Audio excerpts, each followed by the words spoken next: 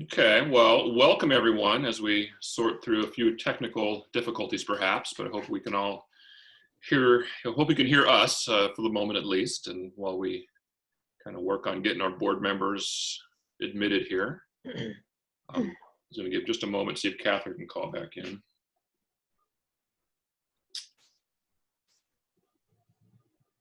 But, you know, since seeing we're here at the appointed hour here, I'll go ahead and call this board meeting to order. We do have at least a quorum of board members on the call at this point, so we'll call this to order.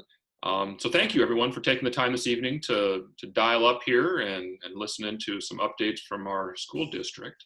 If you don't know me, my name is Alan Niederfer. I'm the board chair currently at the Brookings Harbor School District.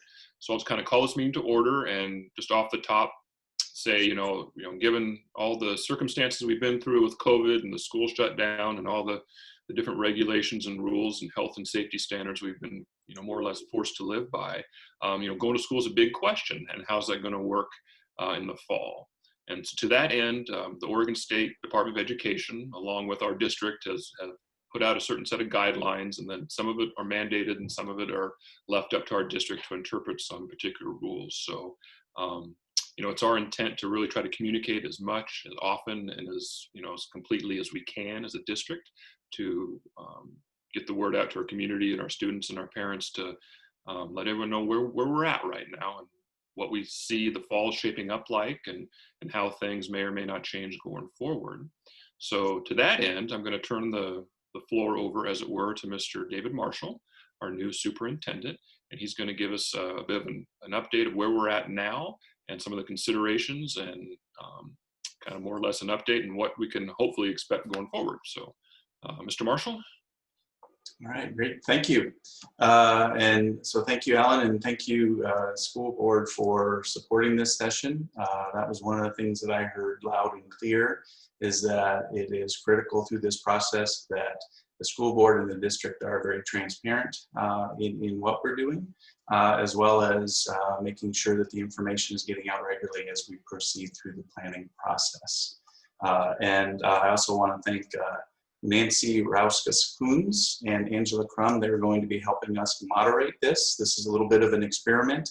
We wanted to work with this format, see if that works for being able to get live feedback as well as capturing the feedback to be able to post later. So, so hopefully we won't have too many hiccups in it, but felt that it was important to try a different format to see if this will increase the feedback that we're getting. So.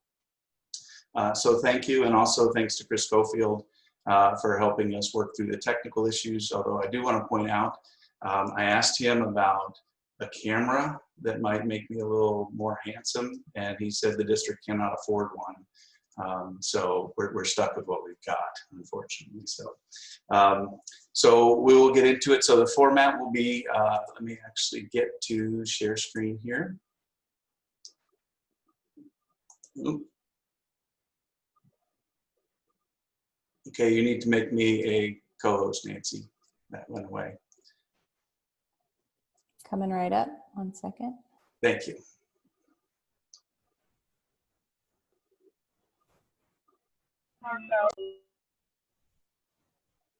Okay, you are now a co-host. Perfect.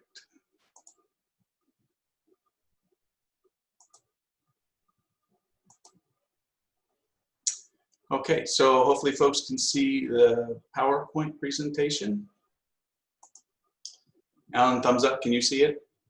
Okay, great.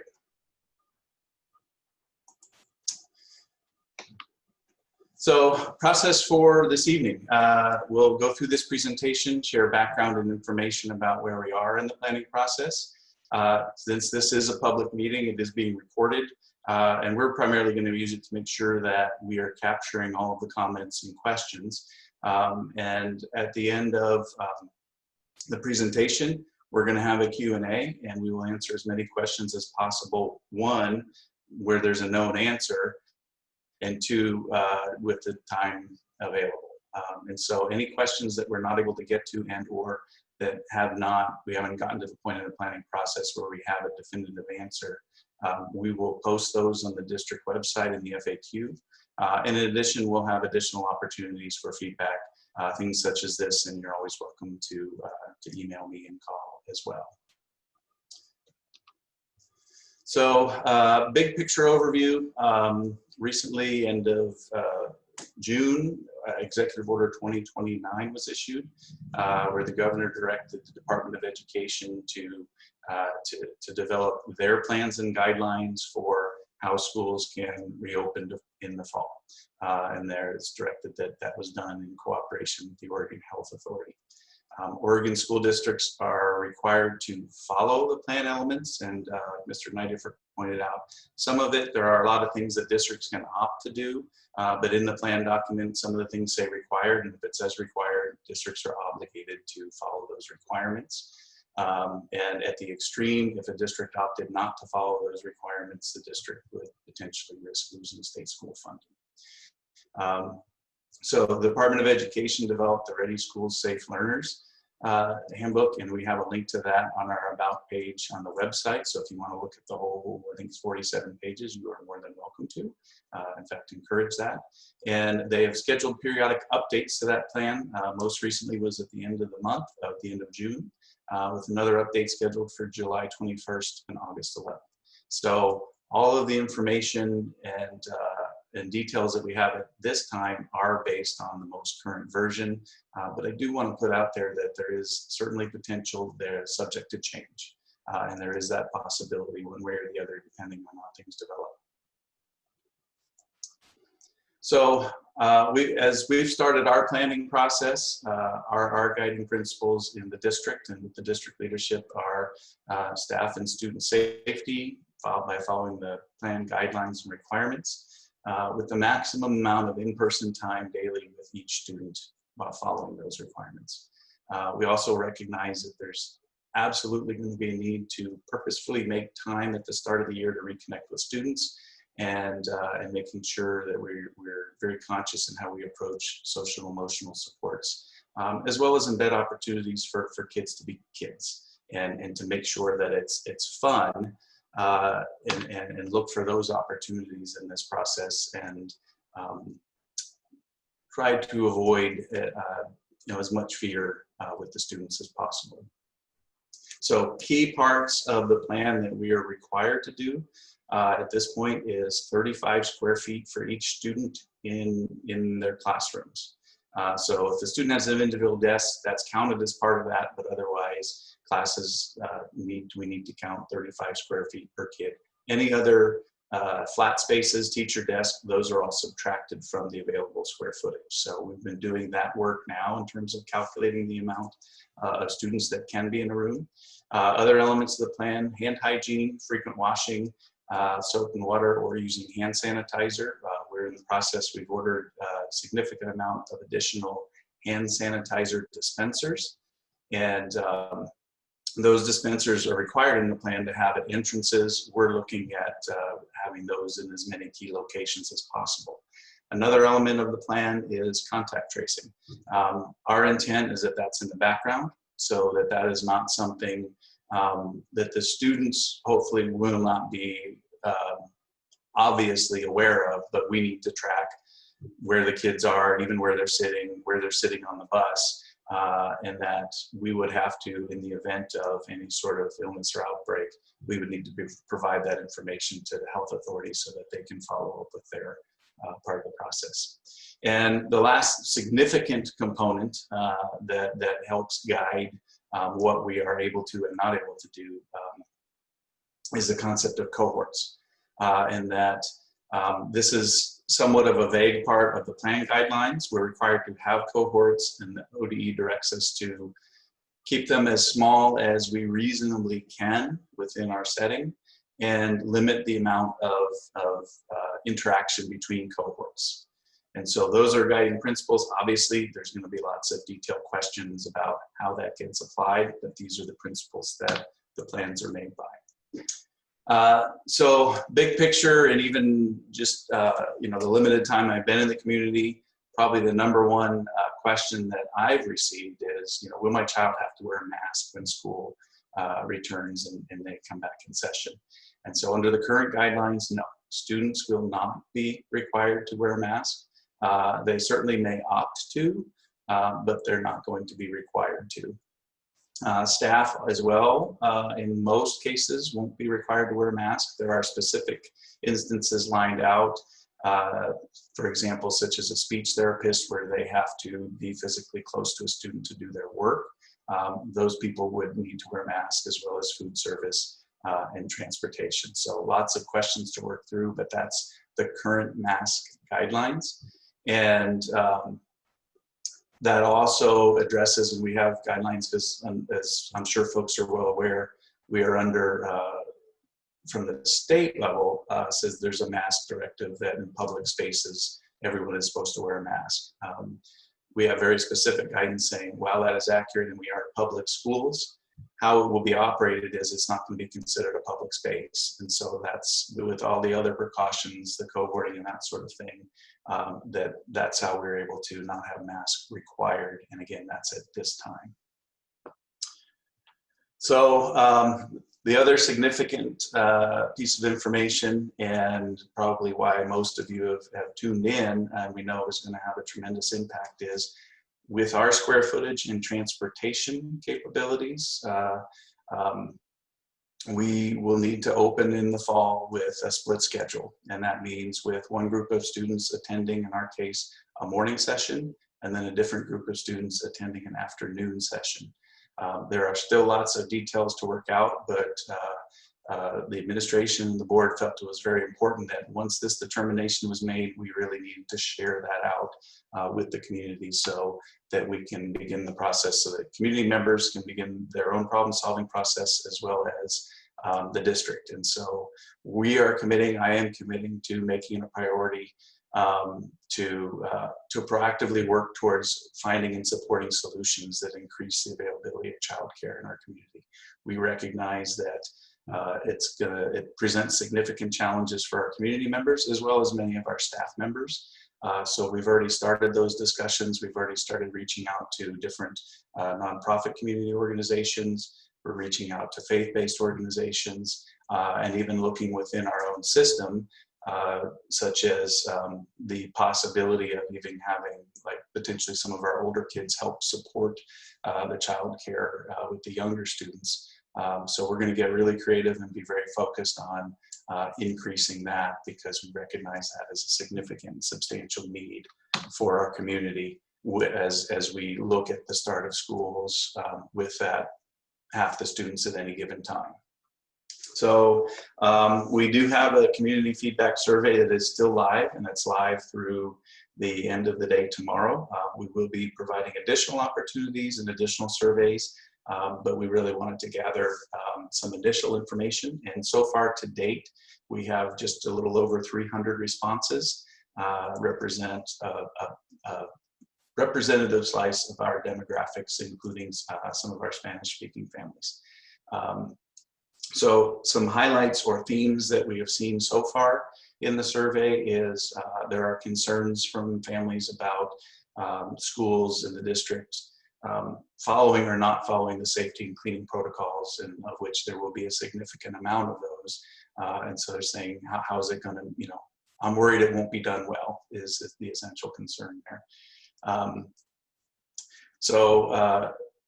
The cleaning and those protocols are required parts of the plan. Those are already being worked on. We've already, again, as I mentioned, are in the process of ordering additional cleaning equipment as well as supplies. And we're also, time will be allocated at the start of the school year, the student school year, to provide training and practice for the students. And that it's really important to us that that has a positive approach and focus. We recognize that as the students come back, one, they haven't been in school for nearly half a year.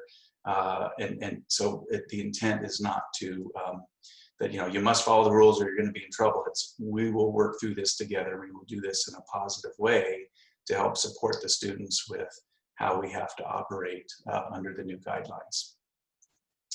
The concerns were expressed about scheduling with families with siblings in multiple buildings. And so we're committed to all three of our schools will do fall scheduling, essentially do that together with families in mind. Priorities will be given to making sure siblings are doing the same session. So all the siblings are in the afternoon session or in the morning session. And we will also give individual families the opportunity to request, maybe if that doesn't meet their needs best, there'll be a process for them to say, I'd rather have my older student in the morning session and my younger students in the afternoon session. That will be part of the process where we can factor those in. And of course, the big one, the childcare, that's probably the most significant theme. And again, we are looking at all potential avenues, both inside and outside the district, on ways that we can support that, including searching for grant funds as well to provide some supplemental funding. Another question that we've seen that's out there is will there be a fully online option for schools to return in the fall? And at this point, the honest answer is we hope so. That is our goal. We're reviewing some different options and availability to have that as an option. But I'll be honest, our focus is at this point working through the logistics of having students physically in the buildings. But that is on our radar. That is a priority, and so we are working through that as well, of how to provide that as an option for our community. In addition, as part of our the required planning elements is we have to plan for the possibility of a temporary shutdown. If there is an outbreak in the community and the health department says the outbreak has grown to a large enough level, then school may need to be shut down. And the intent and goal, and with all our planning, is that's as short a time as possible.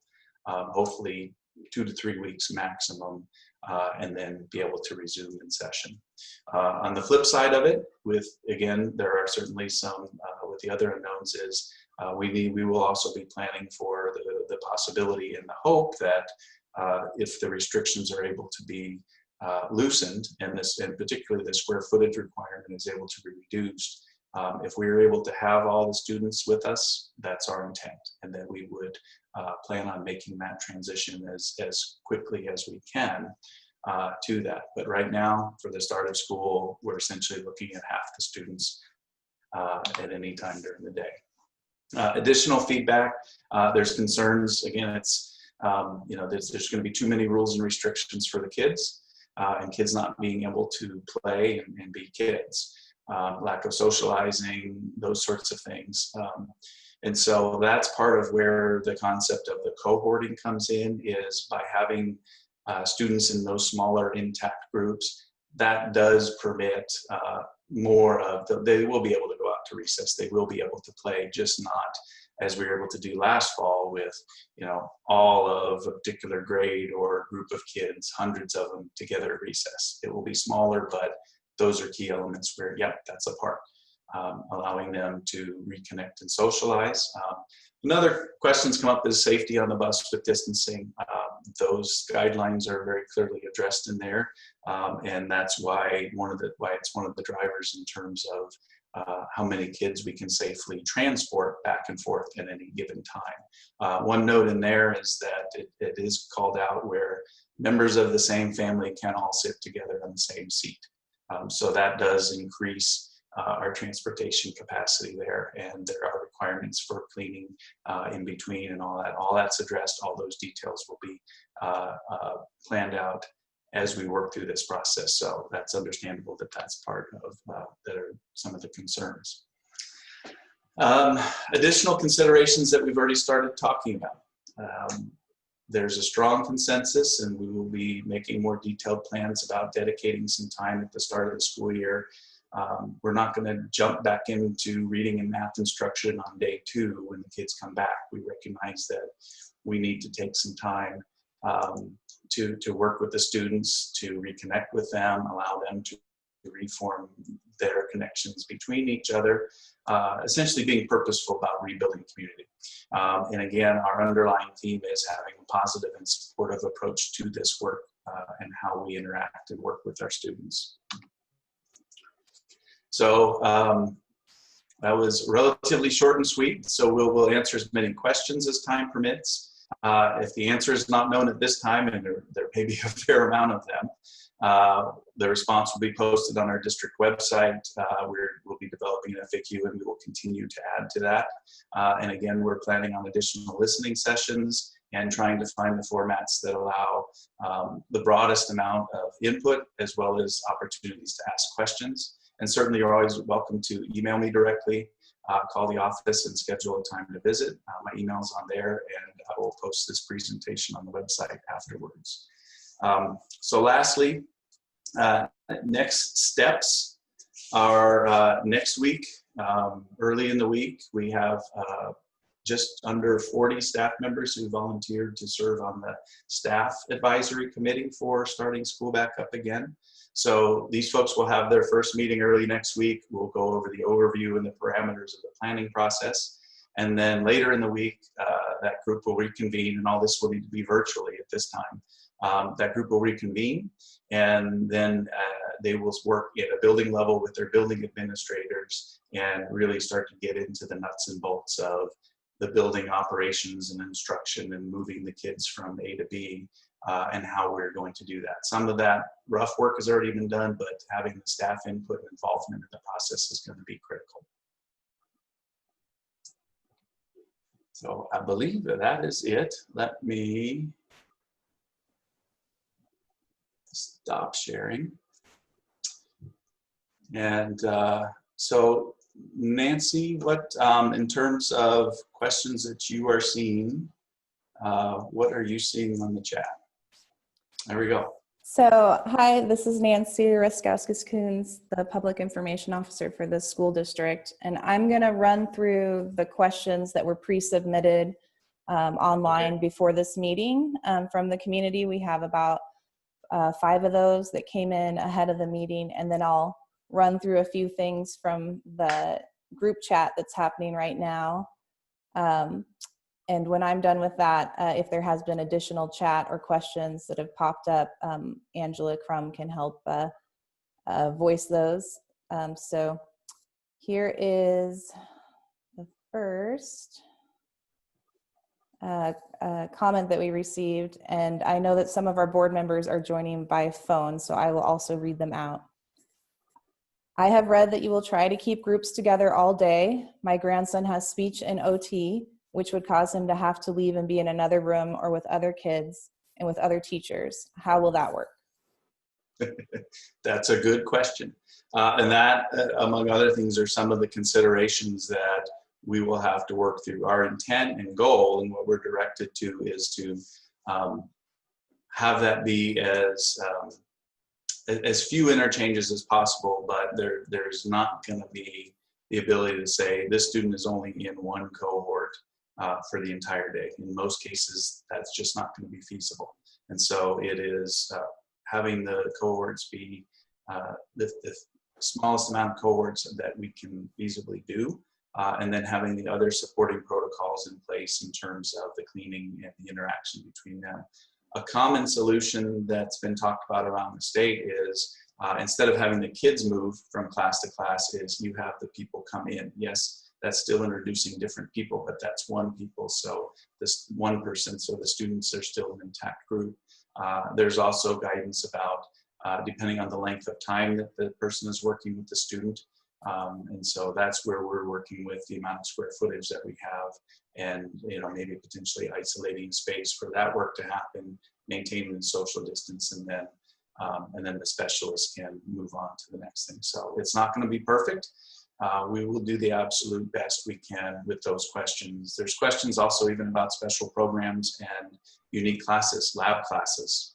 There's processes to work through. Is how can we work through that while doing the best that we can to maintain the distancing in the cohorts with that sort of thing.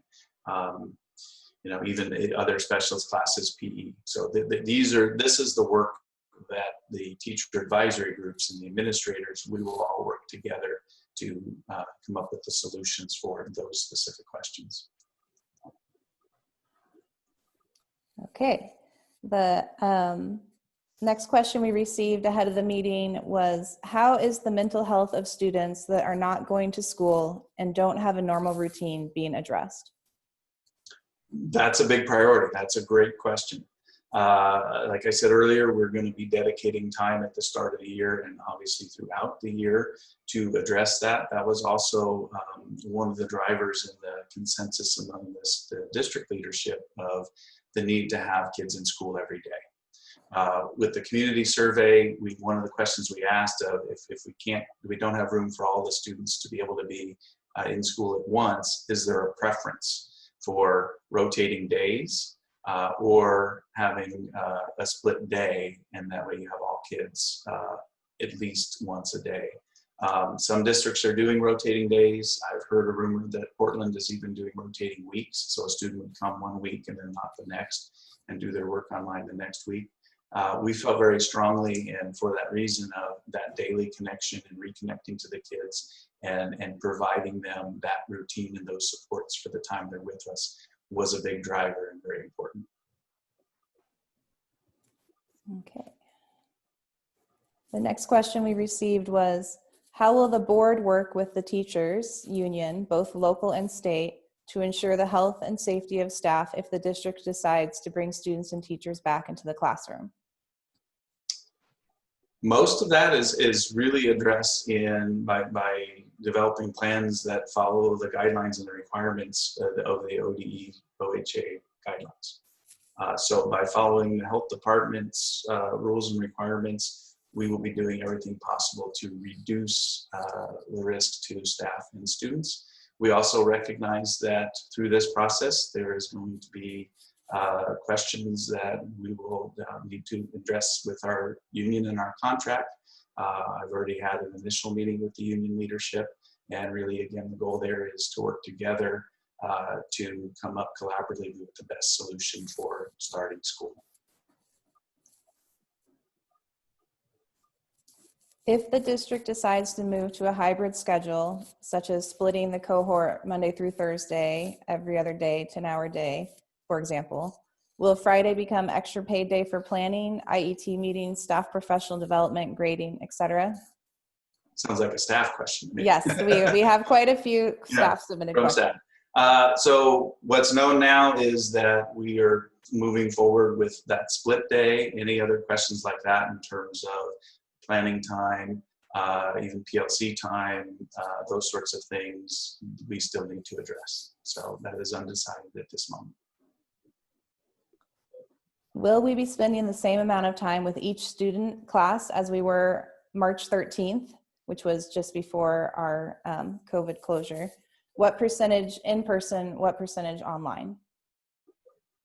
Well, right now it's half in person is what we're looking at for practical purposes. So it'll be about half the time the students were, hopefully a little bit more than half of the in-person, and then with some supplemental and online follow-up beyond the half in person.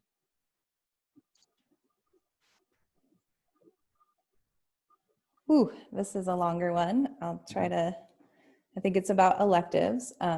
Have we brought up any classes, trainings, promoting skills that could be offered to the youth following social distancing? These classes, trainings could be skills building in such areas as carpentry, engineering, welding, automotive, culinary, arts, medical field, management training, and so much more. If the youth have to follow this social distancing protocol, then shouldn't we aid their future by offering career building classes that assist them in career? I'm not entirely sure I understand the question. I will attempt to summarize one more time. It is a long question. So this was from one of our local tribal partners, and they were asking, will we essentially be teaching some career-related social distancing skills? Oh, so what it looks like in these different settings. And I'd say we would need to. I mean, in order to even do the instruction in these areas, we would need to look at how you apply the requirements to those specific areas. How does social distancing look in a foods class? How does it look in auto shop and welding? And certainly, again, we will be taking some time at the start of the year to work with all of the students on that. And I think that's a great idea in terms of looking at how does that connect to other things and how can we support the students in that area.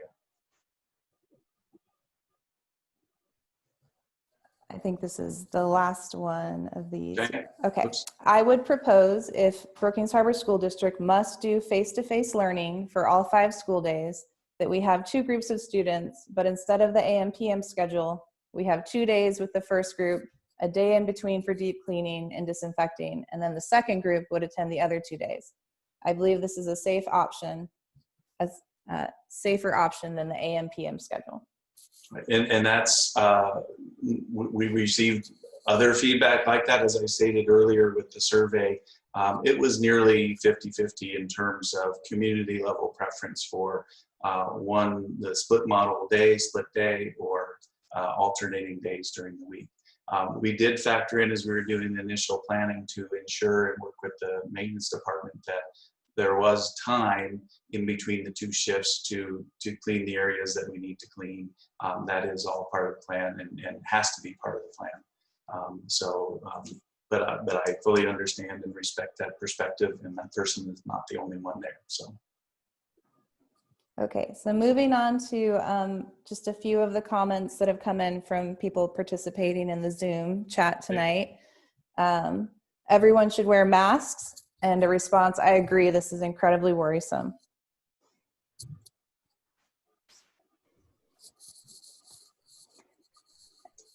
And these are just comments that we want to share to get in the record. So if you have a response, great. If not, I can move on. No, we will follow the guidelines in place. In life skills, we have to be close to some students. What would that look like?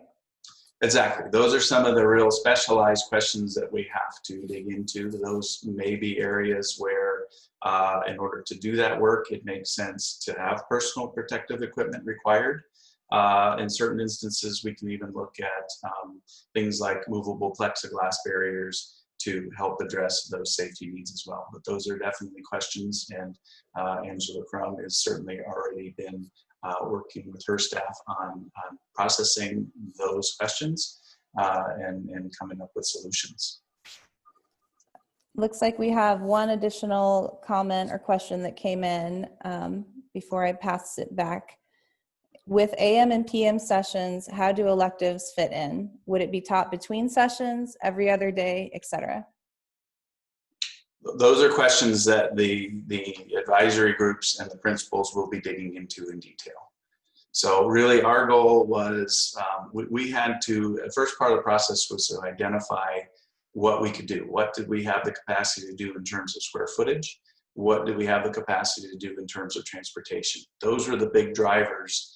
And we really could not proceed with anything else until the determination was made that, okay, we have enough square footage and transportation capacity to have around half the students in the school at any given time. From there, there's still a lot to be determined, a lot to be figured out. And again, and what I've seen in other districts is that work goes best if we're all putting our heads together to, one, identify those questions, and then two, work together to come up with solutions that meet the requirements that also best fit the needs in Brookings. So I'll pass it off to back to you and Board Chair Allen, unless Angela has anything else to add from the chat. And we'll record everything for later if we don't get it now. Thank you, Nancy. I have not noticed any hands going up, so I think we have covered all of our questions that we've had thus far. Oh, come on, I want to see a live question. Somebody brave enough to raise their hand and come out on screen. Oh, there we go. Sky Marie. Okay, you should be unmuted. Let's see. I don't know if you can see me or hear me. We can Sky, hear you. we can hear you. Right. Okay. I don't know how to turn camera on or anything. That's all right. Thank you. My question is also just dealing with electives and wondering about things like, like choir. How I know California has said that they, have banned singing in places of worship and things like that. My daughter is all about choir, and she's really concerned about, will there be choir for fall? Will that be able to happen? And just wondering also, like, these electives, do we have any idea how any of this might look? Well, there's still a lot to work through with that, but we've already had discussions, and really our priority is to essentially to continue and be mindful of continuing as many of the programs as we can. That it would be a huge negative if we had to pause the students' ability to participate in choir. So we will do everything possible and get really creative and look for ways that are allowable under the rules with an eye towards continuing to support the programs such as that that are really, it's a negative impact on the kids as well as the program if we have to do a pause. So that will be a priority to not. And then the next question is, okay, how can we make it work? Would it suffice to practice in an outdoor covered area? If it would, then then what spaces do we have available to do that? And so really that's where we got to get down to the creative thinking and having that back and forth process so that we can support and preserve as much of the momentum and the things that connect the kids to school as we can. And it's choir, it's athletics is a huge question as well. And it's undetermined at this moment in terms of what and if there will be a fall season. We've even had some initial conversations and gotten initial input as, if we don't, if OSAA says we just can't do a fall season, we would be looking internally for things that are allowable under the rules that we can do to continue it. Just for example, under the current guidance, our sports teams can practice, no contact, anything like that, but they had to develop a plan with the athletics department as well as Trish, our nurse, that met OSAA guidelines. But following those guidelines, they can practice, and actually as of July 1, they have been practicing. And so our intent would be to look for every opportunity to at least have the kids have some form of connection with that, even if your traditional ones are restricted. So we're very mindful of that, and really that's why we need and want your input in this process of, again, identifying and then helping to be creative in terms of our problem solving. That's one of the positive and exciting parts is, while we have some non-negotiable requirements, there are a lot that we can really be creative about, that as long as they work for our students, our staff, and our community, we can do. And so that, I think, will be the positive and exciting part of the work. Did that answer your question, Sky? David, I muted her. Would you like me to unmute? Sure. There we go. Sky, you're unmuted. There you go. Thank you so much. I appreciate that. And yeah, I know you guys have a really big job to do, and I just appreciate everything that you guys are doing to try to help it all come together and flex through this kind of crazy time. Thank you to everyone who's working really hard.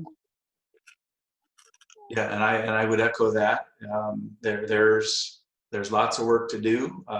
There's some, certainly looking on a positive side, some unique and positive opportunities. But we also have to recognize that there has been loss.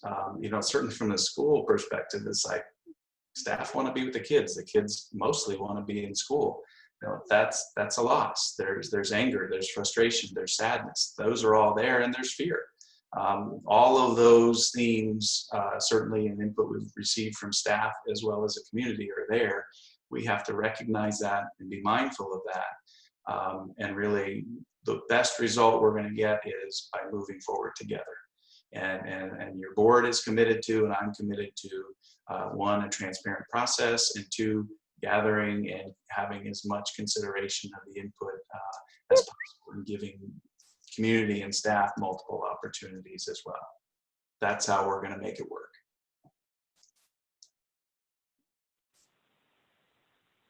Hi, David, this is Catherine. Can you hear me? Yes, thank you. Oh, yay. So I just have a question, because I know that we have students that fall in the high-risk category. And Right. Are we going to provide, if those parents choose to want to keep them home, are we going to provide the curriculum and the resources they need to continue to educate their children? Or or is there going to be another alternative? So that's one of the, thank you, Catherine. That is one of the plan requirements, is that if a student, and I off the top of my head don't remember, but like you said, they're in a demonstrated high risk category, and the family's saying it's not safe for my child because of their additional health risks to come to school in person, that we're required to provide comprehensive distance learning for those individual students. And so again, like I said earlier on, our intent is to develop a system, and there's with staffing and with what the system will be in terms of even just the online framework for it, where that's not just available for students in that situation. We're not there yet, but that's our goal, and our target is to have that be parallel to the in-person opportunities as well. Great, thank you. Angela, would you like to read some more of these chat bar questions? Sure. One moment. Okay. So there was a there's a question about what food service will look like. Oh, great. Okay. Thank you.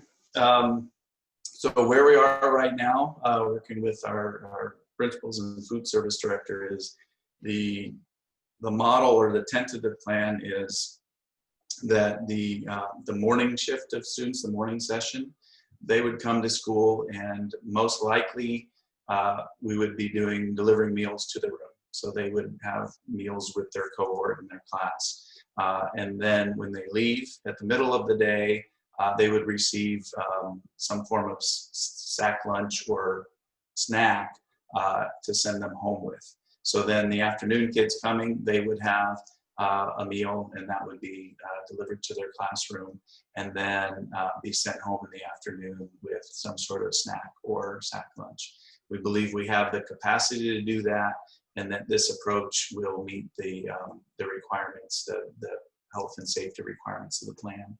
We recognize, in part of the detailed conversations, anytime you get one thing, there's like 20 questions that come from it.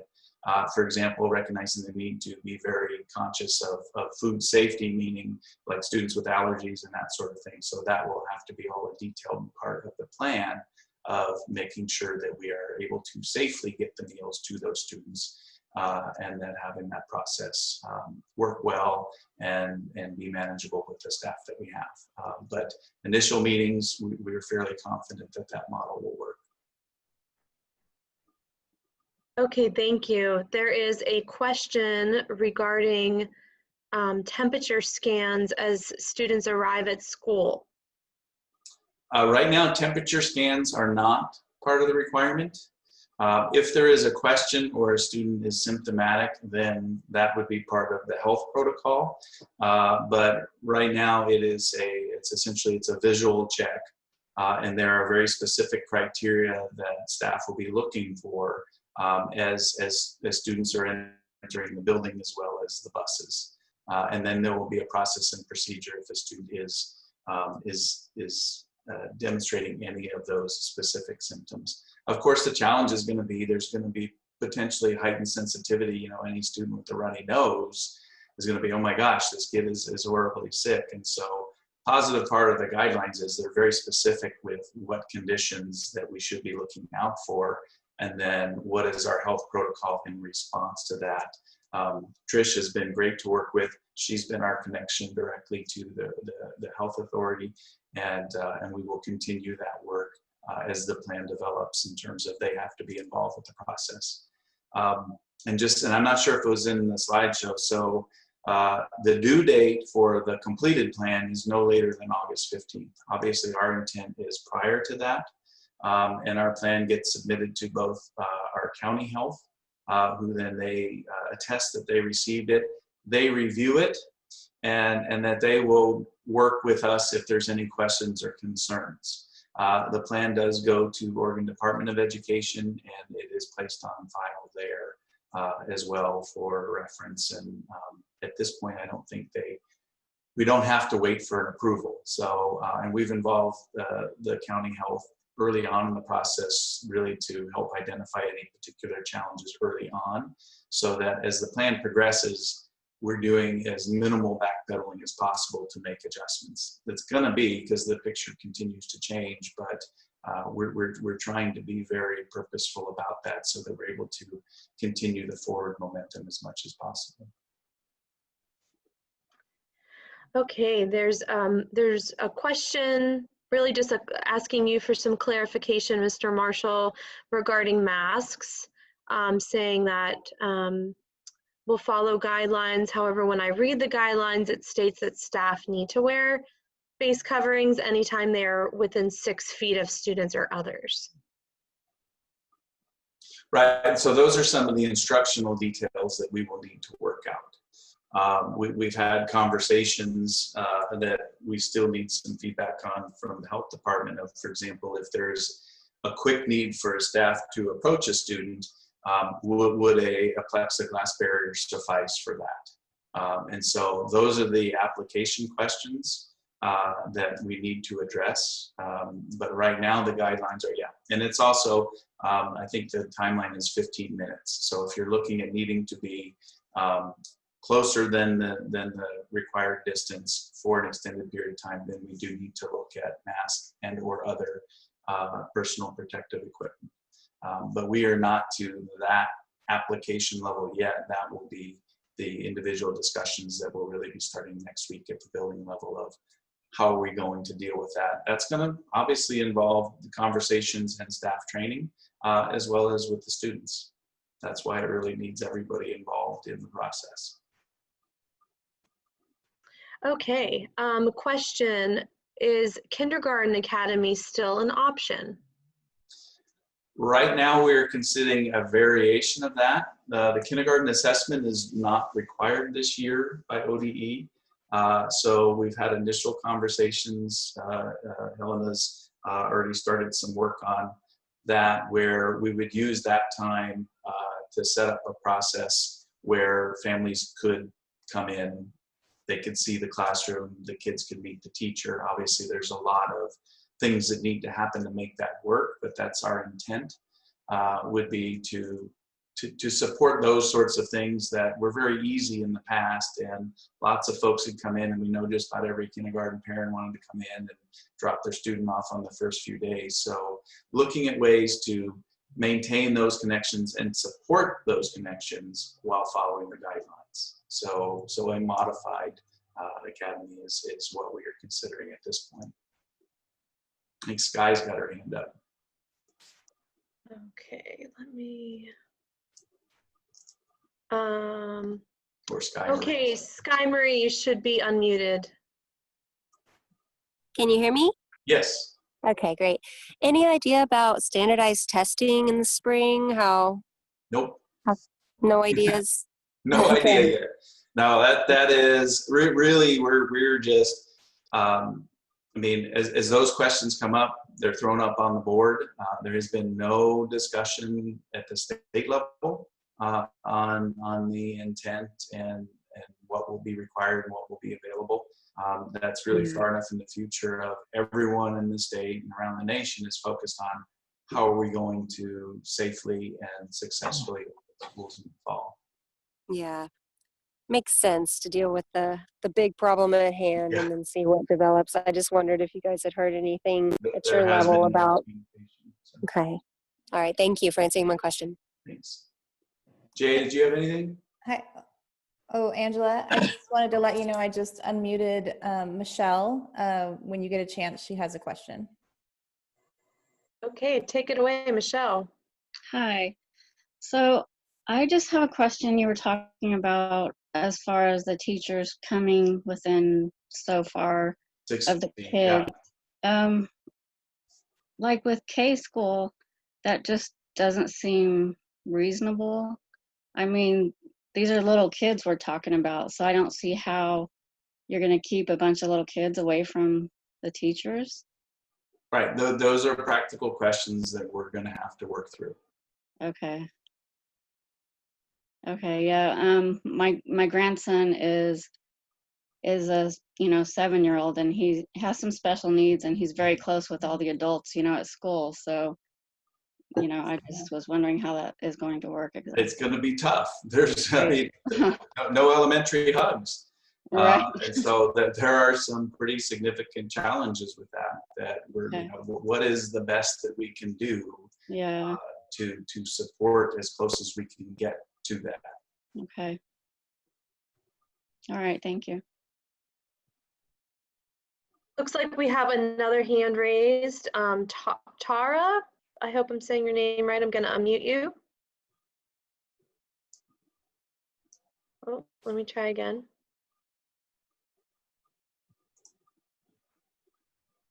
It's not letting me unmute her. Nancy, can you give that a try? It's ask to unmute. She can unmute herself, I think. So ask to unmute. There we go. I did it myself. Hi, my name is Tara. My question is about volunteerism. How is that going to work, if it's going to work at all? At best, it's going to work on a much more reduced and restricted level at this point. Obviously, that has to fit in with all of the the physical distancing. So there's a limited capacity for X number of people in any given classroom or space, and 2, with the contact tracing requirements and all that sort of thing. So that is an open question. The third part is, some of our volunteer groups tend to be of, a demographic that's of higher risk anyway. So there's that question as well. So really that's on the board. That we do not have a specific answer, and we'll most likely take those on a case-by-case basis. I mean, it's a little different if it's an individual wanting to do a specific thing. Then we look at, is there a way that can work? But most likely we would not be starting the school year with that. We start the school year as best we can, and then we will continue to work through, and this will evolve. Again, there is certainly potential both ways for change in our guidance and requirements. So we're going to need to be flexible and responsive to that potential. And as we start, we're going to do everything we can for as strong as possible start to the school year, but there's going to be things that we're going to need to adjust. There's going to be things that we learn work really well and things that don't work as well that we will need to change as we go. And while that's not preferable, we're all going to have to try and be as comfortable with that process as possible, and recognize the stress that can cause. But those of us that are actively involved in our children's classroom, like my husband and I, are in the classrooms almost every day. Right. Between my son and our daughter, and other classrooms that our kids aren't in. That's not entirely off the table, possibly, maybe. So the good way to phrase it. I agree. Possibly, maybe. So really our goal, just like everything I said, is we want to find a way to make it work. We are required to follow the guidelines and requirements, but within that, if there's a way we can figure out to make it work, we want to do that. And also, yeah, it would be nice to show some support to our teachers too. Absolutely. Well, thank you. Thank you. Okay, David, we have a question in the chat. Will every classroom have single desks, or will some have tables with plexiglass? My understanding of most likely we'll need to have individual student desks or tables. Either will work. I believe that a plexiglass divider on a big table does not meet the requirements. But we will, that'll be our process that we go, well, we can make it work this way. Then we'll see if okay, does this work with the requirements? And if it does, great. If not, we'll continue to modify till we find a solution that does. But my understanding presently is that if you had a 6-foot table, you couldn't have kids at both ends and a plexiglass divider in the middle as an acceptable, that doesn't meet the definition with the 35 square feet. But you could have one kid at a big table. There's no restriction against that. I actually got a good question through text that might interest our audience, so I'll share. What happens if a student gets sick or shows that they have some symptoms while they're at school. Right. That's all part of the required plans as well. I didn't want this to be like a 3-hour presentation because that's all in the guidelines in the handbook in terms of the district has to have a protocol. We have to have an identified area to isolate the students who is showing specific symptoms until the parents can come and pick up the student. And again, it's that list of symptoms that are being looked for, and I would say for either staff or students. And so we will also have, as part of that, and are developing right now, communication protocols. So one, we have to notify the health department, and two, notifying staff and families as well, should those things happen. Okay, so at this time, I think we've answered all of the questions we have, and I'm not seeing other hands raised. David, you there? Yes, Quick question regarding a couple of topics. What do you envision PE to look like? Off the top of my head, I mean, if we look at the model that they've been able to do for the sports practices, that would probably be the starting point at this point. Okay. So it would need to be, you know, a very structured, specific plan, and we would need to be able to address the cleaning, you know, in between.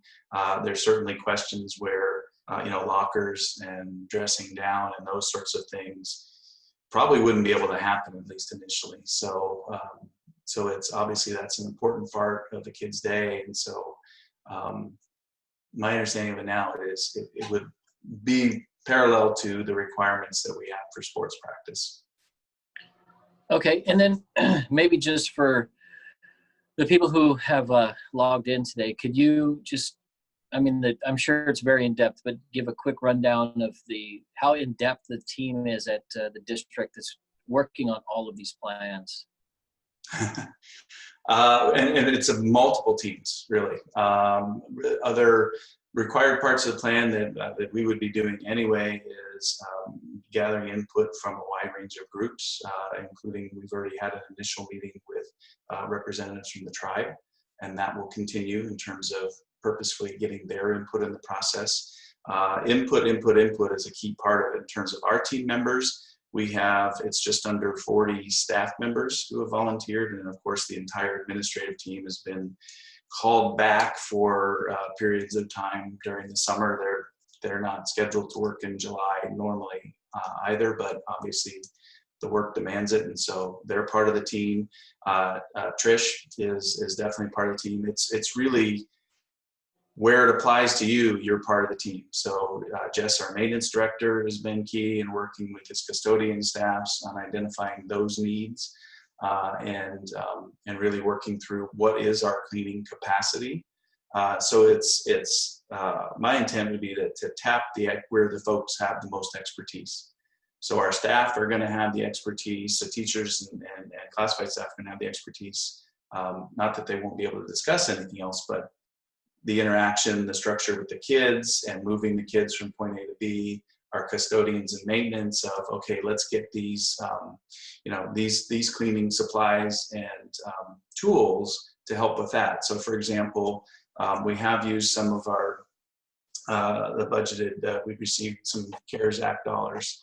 And part of the intent of that is to help support the additional expenses that we're having. So we did order several, they're like, they use static. So you spray the disinfectant and they're statically charged. So then it will stick to the entire surface. So it makes the cleaning and the sterilization a very efficient process. So you don't have to physically wipe around every nook and cranny. It adheres to it because of the static charge. So we're looking at, when we're doing things like that, to say, we only have X number of custodians and that sort of thing. So what's our capacity to do that, and how can we expand that? So that's what we use, you know, spraying down the buses for the deep cleaning. And then that's the work still to do. So really it's, again, whatever the expertise, they're going to be involved in the process. And two last things. Sure. Sorry. how do we manage if youth in like the high school or even the junior high have extracurriculars that would be conducted after school? How would we make sure that a youth that may be scheduled in the morning has the access to getting back to the afternoon extracurricular activities? Oh, you're talking transportation? Yeah, just thinking if they go to the school in the mornings, they have to go home, but they have some extracurricular after school. How do we ensure that they have an equity lens of getting Right. back to be able to get to those extracurricular activities? Well, and I would say most likely as the schedules are tightened a little bit, and this is all going to start to roll pretty quick, especially as those larger groups really sink their teeth into the work. One option could be, as part of the scheduling process, is reaching out to the families so that, a potential solution would be, okay, if your student has these needs, we'll schedule them in the afternoon so that they can just go from school to the extracurricular and try and take care of it that way. The other potential, it's really would then become a question of our transportation capacity. Is there space for them to jump on a route that exists? Because that's all going to have to be more structured than it has in the past, just with transportation. We're really not going to be able to have a parent call half an hour before school's out and say, can you send them to the babysitters or to grandma and grandpa's? Because we have to monitor exactly who's where and with a limited number of spaces available on the bus. So, Okay. So if we have capacity, we can look at those solutions.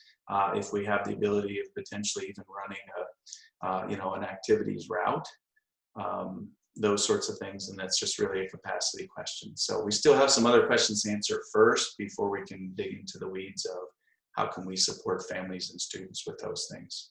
Great question. And the last thing is I get asked quite a bit about how the community could help the school. And Yeah. I don't know if there's a way to, have some intentionality. There are one or two things on, how could the community assist the school during this process? I mean, the first thing that comes to my mind are these sorts of things of ask the questions, share the concerns. We want the good, the bad, the ugly. The more information that we have, the better that we can move forward. So that's the basic level of, let us know your questions, let us know your concerns. We need to dig into the weeds of your specific needs in order to do everything we can to identify them, just like we talked about with the feedback from the community saying, I'm worried about family being scrambled with one kid in the morning and one kid in the afternoon or having altered schedules. Well, obviously that's a priority to make that work for those families. And I would certainly love input on, are there concrete actions that the community can do to help support it? I'm sure those will come, especially as we get going with the start of it. Needs will present themselves. I think there's going to be some great opportunities as we're looking towards the childcare needs and how we can support that and what the district is able to do, whether it's direct support, indirect support, facilitating, even being a grant manager to support somebody else doing, setting up the childcare. We need to be leaving no stone unturned for that. And so input and stepping up saying, I'm happy to serve on this group, provide this input, and be on this committee. So. Okay. Well, thank you. Thanks, Jay. David, this is potentially a nice concluding question from our chat. If we have asked to be a part of planning groups, when should we expect an email inviting us to the first meeting next week? Should have already gotten one. So, so the invitations, the first meeting is Tuesday, and then with a save the date for Friday. So if you are, and we'll post this, but if you said in the survey that you'd like to serve on it, you're more than welcome to. If you did not already receive the meeting invite, send me an email, and then we'll make sure you get that invite so that you can participate in that work. So the more the better. Really important that we have a representative group, that we have both teachers and classified from all 3 schools. I think that's how we're going to get the best result, because we'll be doing some district-wide work as well as work at the individual level. So yes, let me know if you did not receive the invitation, and we will get that out to you. Great question. So I don't see any more hands raised. I think we've gone through all of our chat. And Nancy posted a link and a reminder that people can still take our planning survey that's open through Friday at 5 p.m. So the more, like David's been saying, the more data we get, the better. Yeah, we want to hear from you, and it doesn't, certainly problem-solving focus is best, but whatever your concerns, frustrations, those sorts of things, we need to hear it. That's important. Okay. Well, again, thank you everybody for dialing in here tonight, and thank you, Mr. Marshall, and those that helped put this on. Appreciate the efforts. Again, I'll repeat kind of what I said earlier, but it's the board's intention and the district as a whole to just be as open and as communicative as we can through this process, and what the district knows we need to share out, and at the same time solicit input and form up the best opening plan that we can going forward. So know that that's our intention. So absolutely. Yeah. So thanks for all your participation, everyone. And unless there's anything else, I guess we'll bid you a good evening. So thank you. All right. Thank you. Thank you.